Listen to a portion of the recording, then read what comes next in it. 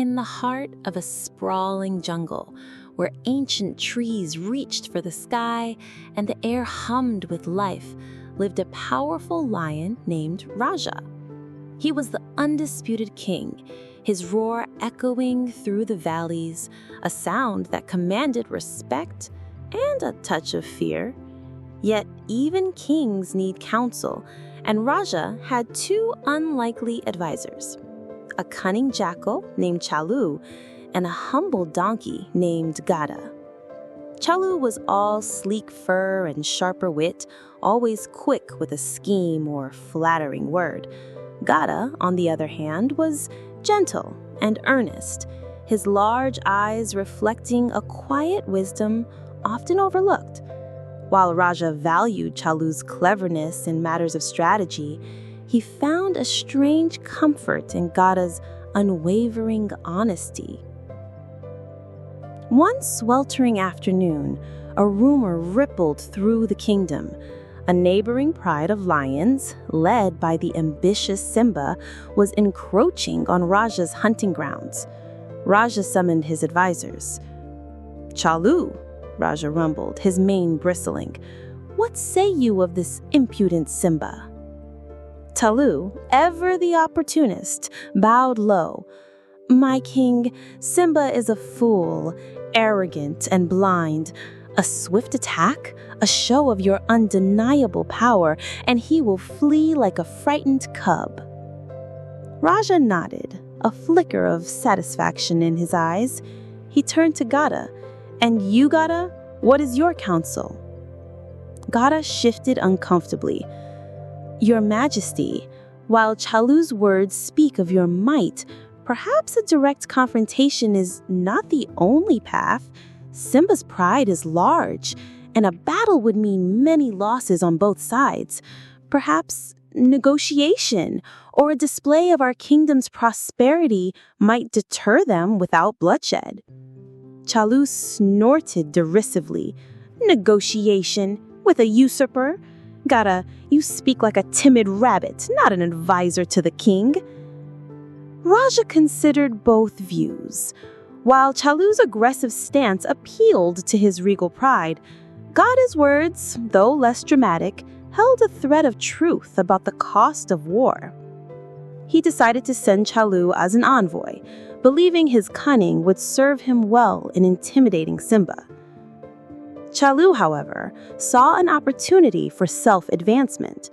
Instead of delivering Raja's stern warning, he embellished it, painting Raja as a cruel and capricious tyrant, hoping to sow discord between the two kings and perhaps even gain favor with Simba should he prove stronger. Meanwhile, a severe drought began to grip the jungle. Waterholes dwindled and food became scarce.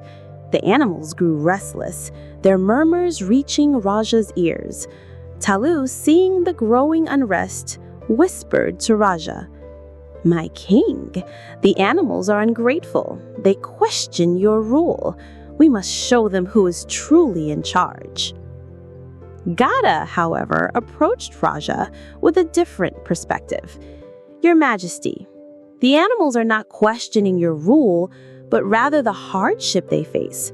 Perhaps we should organize a communal effort to dig a new well or lead them to untapped water sources in the deeper parts of the jungle. A king's strength lies not just in his roar, but in his care for his subjects." Raja, torn between the two, finally leaned towards Gada's compassionate approach. He announced a plan to dig a new well, and to everyone's surprise, he led the effort himself, his powerful paws scooping earth alongside the other animals. Gada tirelessly guided them, his quiet encouragement a balm to their weary spirits. News of Raja's actions reached Simba not through Chalu's twisted words, but through migrating birds and small observant creatures. They spoke of a king who toiled alongside his subjects, not a tyrant as Chalu had claimed. Simba, though still ambitious, was intrigued. One day, while the animals were digging, A massive rock blocked their path. Everyone strained, but it wouldn't budge. Chalu, who had mostly been observing, scoffed. "It's hopeless. We need more power, more force." Bagata, after observing the rock for a while, suggested, "Perhaps, Your Majesty, if we all push together, but at different angles, with a rhythmic count, we might dislodge it." Skeptical but desperate, Raja agreed. Under Gada's patient instruction, the animals synchronized their efforts. With a final, mighty push, the rock groaned, and then, slowly, miraculously, rolled aside.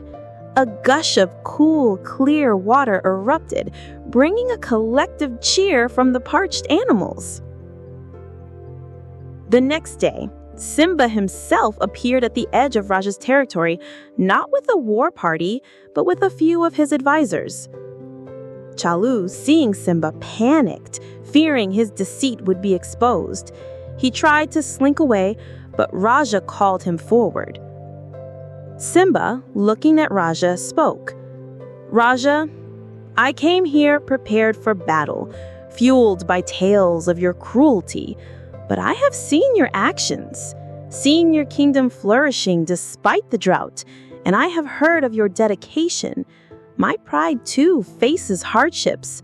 Perhaps we can learn from each other." Chalu's face paled. Raja, understanding the implications, fixed Chalu with a stern gaze. "Chalu, what exactly did you tell King Simba?"